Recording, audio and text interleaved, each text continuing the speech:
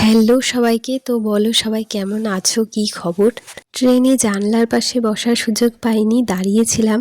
তো দাঁড়িয়ে থেকে বাইরের একটু ভিডিও তুলছিলাম, কারণ আমার ভীষণ ভালো লাগে বাইরের। তার অনেকক্ষণ পরে আমরা বসার জায়গা পেয়েছিলাম।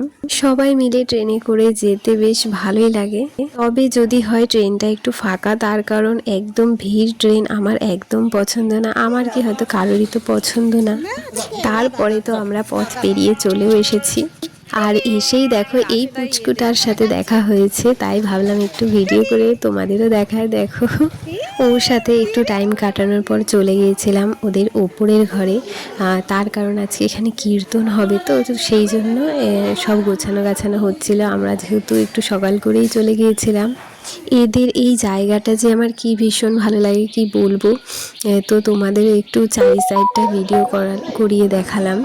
আমার তো ফুলগুলো দেখে এত ভালো লেগেছে কি বলবো। দেখো কত সুন্দর সুন্দর ফুল। আর ওরা কিন্তু মালা কিনে আনে না, একেবারে ফুল কিনে আনে, তারপরে ওটা দিয়ে মালা গাঁথে। আর এই যে সবে কীর্তন শুরু হয়েছে, আর এখানে দেখো এই বাচ্চাটাকে মানে ও এত চঞ্চল না, খালি ওই দিকে চলে যাচ্ছে, ওকে ধরে রাখা যাচ্ছে না। যারা গান করছে তাদের কাছে চলে যাচ্ছে। ওকে দেখে তো মনে হচ্ছে আমার যে একদম ছোট্ট গোপাল ঠাকুর যেভাবে থাকতো ও ওইরকমই থাকছে। আর মাঝে একটুখানি উঠে এক জায়গায় যাওয়ার ছিল, তো সেই জায়গায় আমরা চলে গিয়েছিলাম টোটো করে, আবার পরে চলে এসেছিলাম। আর দেখো ততক্ষণে কত কেউ চলে এসেছে। এগুলো সবাই কিন্তু পাড়ার মানুষ। আর আমরা সবাই যে এত ভালো লেগেছে সবার ওইখানে গিয়ে।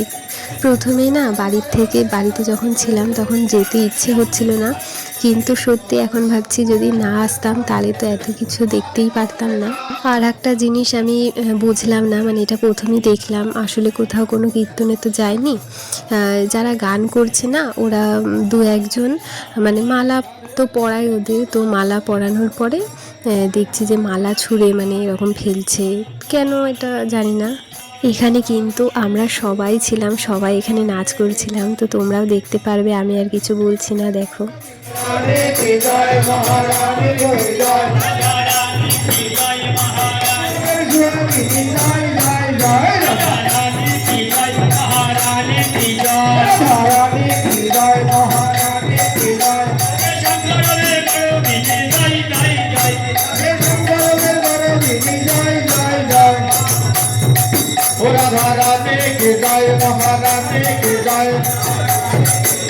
তাহলে তোমরাই তো দেখলে কত সুন্দর, কত ভালো লাগলো, তোমরাই বলো। তারপর সব শেষে ঠাকুরের ওই জায়গাটায় গিয়ে নমস্কার করে কিছু ফটো ভিডিও তুলে আমরা খেতে চলে এসেছিলাম।